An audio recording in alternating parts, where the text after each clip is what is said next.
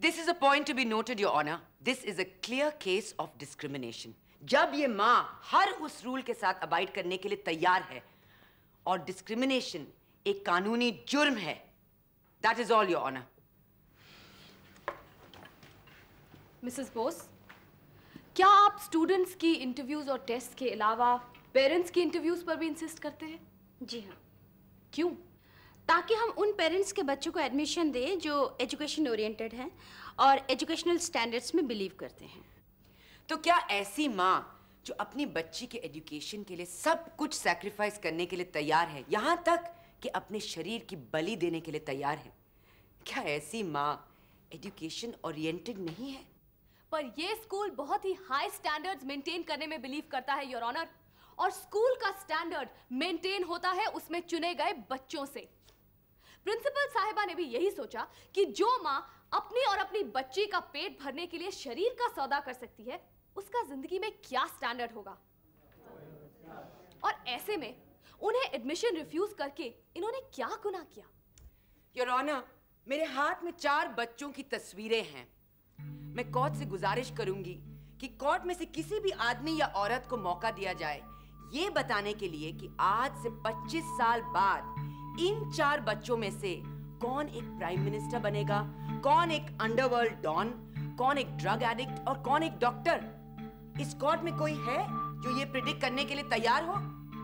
Your honour, कोई भी बच्चा अपना नसीब, अपना भविष्य अपने माथे पर लिख कर नहीं लाता. वो उससे हासिल करता है अपने माँ बाप की लगन और तपस्या के जरिए, शिक्षा पाकर, तालीम हासिल करके. और इसलिए हर बच्चे के लिए तालीम हासिल करने के लिए वो रास्ता खुला होना चाहिए, चाहे वो किसी तवाइफ का ही बच्चा क्यों ना हो. Miss Kulshresht, are there any further arguments? Yes, Your Honor. Mrs Bose, क्या आप इस कोर्ट को बता सकती हैं कि इस तरह का डिसीजन आपका अकेले का है या आपको दूसरों के भी फैसलों को कंसिडरेशन में रखना पड़ता है? चूंकि ये केस थोड़ा हटके था, इसलिए इस प्रस्ताव को मैंने स्कूल कमेटी मेंबर्स के सामने रखा था और ये उन्हीं का फैसला है. Thank you Mrs Bose. अब मैं कुछ स्कूल कमेटी मेंबर्स को यहाँ बुलाना चाहूंगी, your honour. Permission granted. Mister Sharma, क्या आप हमें बता सकते हैं कि आपके ओपिनियन में शांति जी की बेटी को एडमिशन मिलना चाहिए था या नहीं? अगर मुझे बताया जाए कि मेरी बच्ची के क्लास में एक तवायफ या धंधा करने वाले की बच्ची पढ़ती है तो मैं फौरन उसे स्कूल से बाहर निकाल दूं. अरे भाई, स्कूल का कोई स्टैंडर्ड होना चाहिए. Thank you mister Sharma. Mister Vaidyanathan, आपका इस बारे में क्या ओपिनियन है?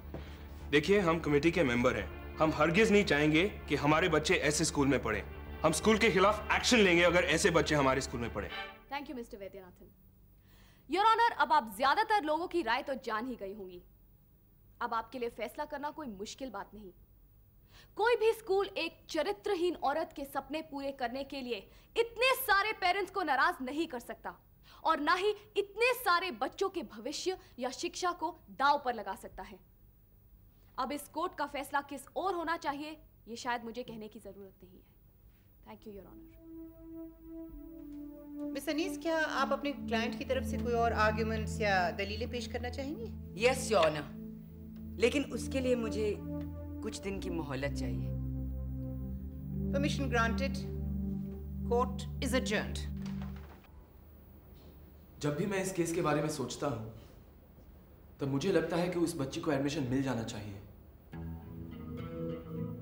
कानून के हिसाब से अगर उसकी माँ गलत पेशे में है तो उसकी सजा उसकी बच्ची को क्यों मिले? After all, education is a fundamental right of every child. पर हर इंस्टीट्यूट की इंस्टीट्यूशनल राइट्स भी होती हैं. केस लेने से पहले मुझे भी ऐसा लग रहा था कि शायद मलिका अनीस से जीतने के लिए मैंने एक गलत केस ले लिया है. पर आज उस औरत की बातें सुनकर, मलिका की दलीलें सुनकर मुझे लगा कि मैंने बिल्कुल सही किया है. मैंने कोई गलती नहीं की. क्या बयान दिया उस औरत ने? वही रूटीन, कैसे उसका हस्बैंड उसे मारता था, कैसे वो अपनी बच्ची को लेकर सड़क पर रही और फिर इस पेशे में आ गई. वहां बैठे लोगों को उससे हमदर्दी होगी पर मुझे नहीं. दीपा? यस, मलिका अनीस ऐसी बातों से पिघल सकती है पर मैं नहीं. कमजोर है वो इंसान जो अपने 2 हाथ और 2 पैर होते हुए एक छोटी सी मुसीबत से डर के ऐसा फैसला करे? वो छोटी सी मुसीबत नहीं थी दीपा। वो औरत 3 दिन तक अपनी बुखार में तपती बच्ची को लेकर सड़क पर पड़ी रही। ऐसे लम्हे बहुत डरावने होते हैं। कितना भी डरावना क्यों ना हो शशांक, पर जिंदगी का एक लम्हा पूरी जिंदगी को खत्म नहीं कर सकता। इंसान वही है जो उस एक लम्हे का बहादुरी से सामना करे और ना कि कोई ऐसा कदम उठाए जिससे उसकी पूरी जिंदगी पर छाप पड़ जाए।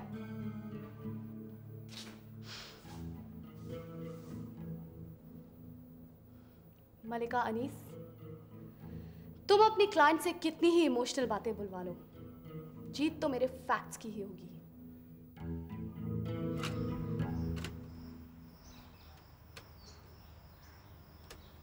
सारे सपने कहीं खो गए, हाय हम क्या से क्या हो गए। सारे सपने कहीं खो गए, हाय हम क्या से क्या हो गए।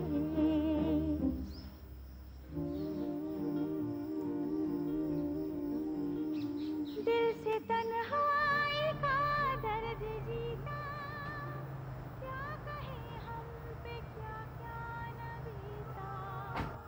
दिल से तन्हाई का दर्द जीता, क्या कहे हम पे क्या क्या न बीता। मुझे पता था तुम फार्म हाउस पर होगे, इसीलिए सीधे यहाँ चली आई। लेकिन आज आप फ्री कैसे हुए? कोर्ट में कोई सुनवाई नहीं थी? नहीं, अमेजिंगली, इसीलिए सोचा कि आज कोर्ट जाती नहीं, आज का पूरा वक्त अपने बेटे के साथ बिताऊंगी। अच्छा, मैं जरा फ्रेश होके आती हूँ, चाय साथ ही पियेंगे। ओके? ओके।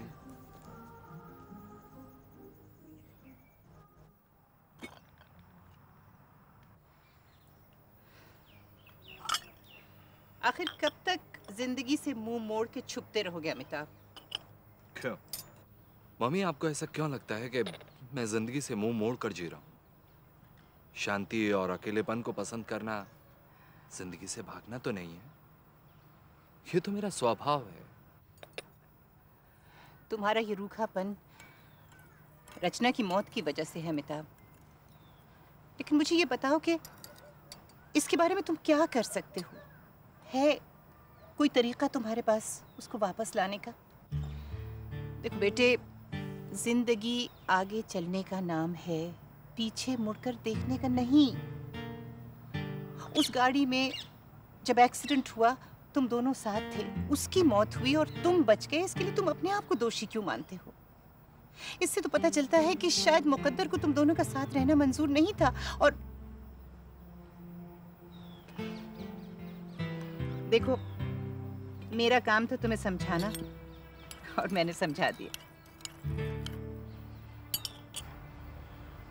जानते हो आजकल मैं कौन से केस पर प्रिसाइड कर रही हूँ? वही वो प्रोस्टिट्यूट वाला केस जिसके बारे में तुमने पेपर में पढ़ा होगा। And you know who is the defence lawyer? अपने M.K. कुलश्रेष्ठा की बेटी Deepa. My what a fighter, बिल्कुल अपने बाप की तरह लड़ती। मल्लिका अनीस जैसी एक्सपीरियंस लॉयर को क्या पॉइंट बाय पॉइंट मुंह तोड़ जवाब दिया है उसने। But I'm very impressed with her arguments. मैं सोचती हूँ कि उसको और उसके पापा को डिनर पे बुला लिया जाए। It would be nice to have some interesting company. क्यों? ठीक है, जैसा आप सही समझें।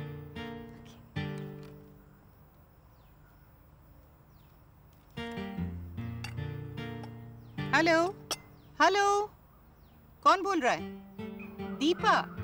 हाँ, मैं जस्टिस सेठ करुणा। हाँ, कैसी हो? अच्छा, पापा हैं घर पे? बाहर गए हुए हैं? अच्छा, ये बताओ कि तुम आज शाम को क्या कर रही हो? कुछ नहीं, तो तुम हमारे साथ आज शाम का खाना क्यों नहीं खाती?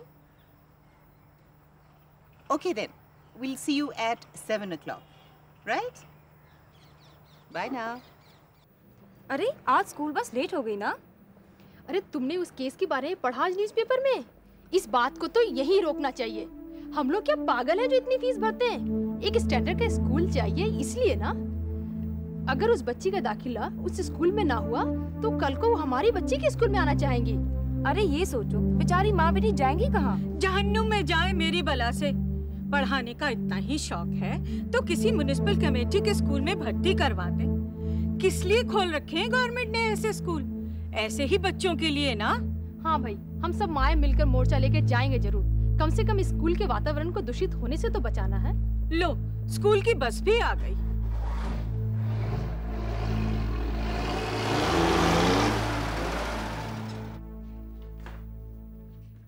आज के पेपर में वो केस पढ़ा? I think it's quite an interesting issue. Prostitute takes school to court. Wow, what drama. Anil, I think it's all nonsense.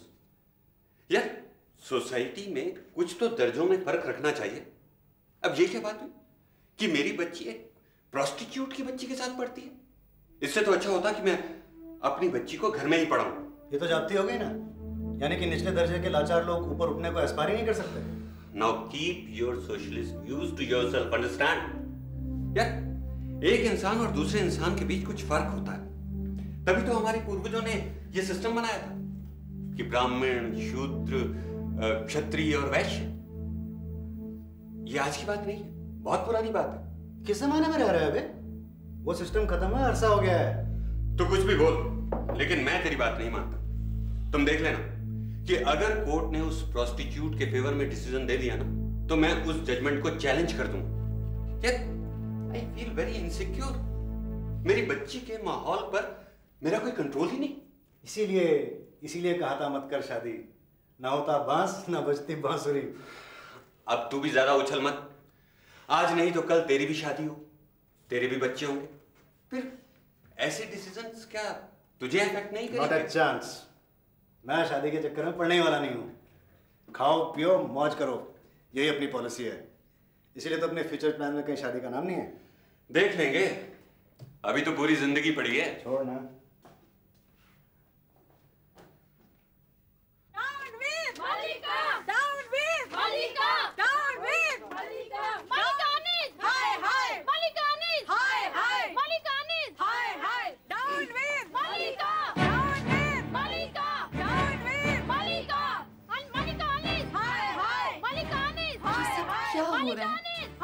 मैंने कभी सोचा भी नहीं था कि मेरी वजह से आपको इस सब में से गुजरना पड़ेगा। छोड़ दीजिए, हम माँ बेटी को अपने नसीब पे जो लिखा होगा वो हम भोग लेंगे। डरो मत शांति, इंसाफ की जंग जीतने के लिए बहुत कुछ में से गुजरना पड़ता है।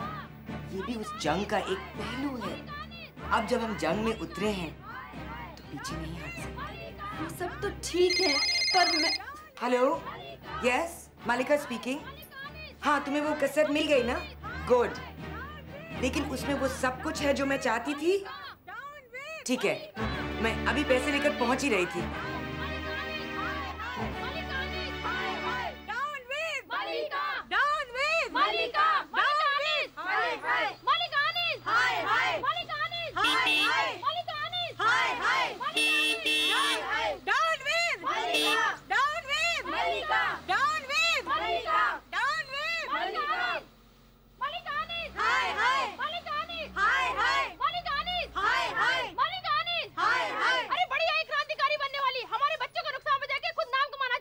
अरे इतिहास गढ़ाना चाहती है? इतना प्यार है बच्ची से तो कुछ घर में बैठा के पढ़ा लेना। मलिकानिस, हाय हाय, मलिकानिस, हाय हाय, मलिकानिस, हाय हाय, मलिकानिस, हाय हाय।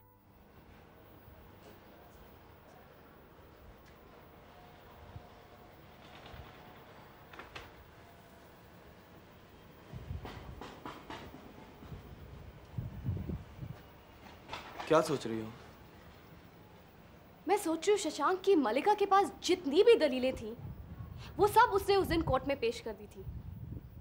उसकी हर दलील का मैंने मुंह तोड़ जवाब दिया था, बल्कि मैं तो केस को फैसले तक ले आई थी। अब ऐसी कौन सी दलील मलिका पेश कर सकती है जिससे कोर्ट का फैसला बदल जाए? हाँ, सोचना तो पड़ेगा ही, वरना इस केस को हम हार भी सकते हैं। नो वे, मैं मलिका अनीस को ये केस कभी नहीं जीतने दूंगी। By the way, I am invited to Justice Seth's place for dinner. वाह, तुम्हारा एसोसिएट होने के नाते मैं भी चल सकता हूँ? तुम्हारी प्लेट से सिर्फ आधा खाना खाऊंगा मैं। नो वे, मुझे पूरा खाना खाने की आदत है।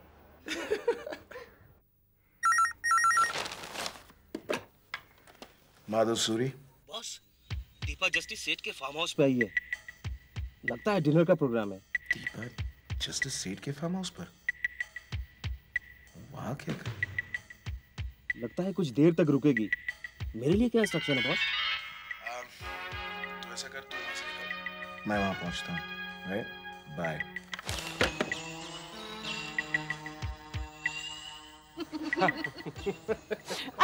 शौक वौक कुछ नहीं, बस चीजें खरीद खरीद के जमा करता रहता है। असल में शौक तो इसे फोटोग्राफी का है। Really? That's very interesting. ओ मामा, आप भी बस। क्यों? किस तरह की फोटोग्राफ्स खींचनी पसंद है आपको? खास खास लोगों की तस्वीरें खींचता है। पता है, तुम्हारी भी काफी तस्वीरें खींची हैं इसने। मेरी? है ना छुपा रुस्तम। मुझसे बिना पूछे? जी वो लाए मेरी मॉडलिंग फी। हर मोहब्बत कोई मुकदमा है, जहाँ जज्बात की वकालत है, धड़कने हैं गवाह दिल मुझे। खाना तो वाकई बहुत मजेदार है। किसने बनाया है? कुछ मैंने और कुछ हमारे कुक ने। आप खाना भी बनाती हैं? कभी कभी। क्यों? नहीं, मैंने सोचा कि आप इतनी बिजी जज हैं, आपको टाइम मिल जाता है खाना बनाने के लिए। तो क्या हुआ भाई, पहले मैं एक औरत हूँ। तुम्हें पता है, जब ये छोटा था तब तो मैं प्रैक्टिस भी नहीं करती थी, और बचपन में इसे सिवाय मेरे हाथ के किसी के हाथ का खाना नहीं पसंद आता था। रियल मामा's boy।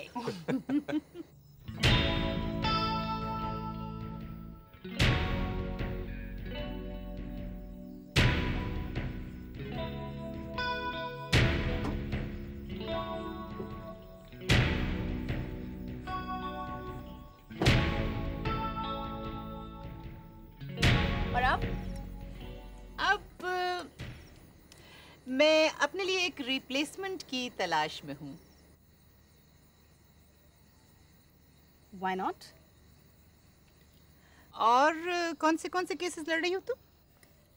अभी तो बस यही, लेकिन ये जीत जाओ तो बहुत सारे केसेस मिलेंगे। हमारा ऑफिस अभी अभी खुला है। अच्छा चलो, कॉफी हो जाए गरम गरम। I'd like that. ओके।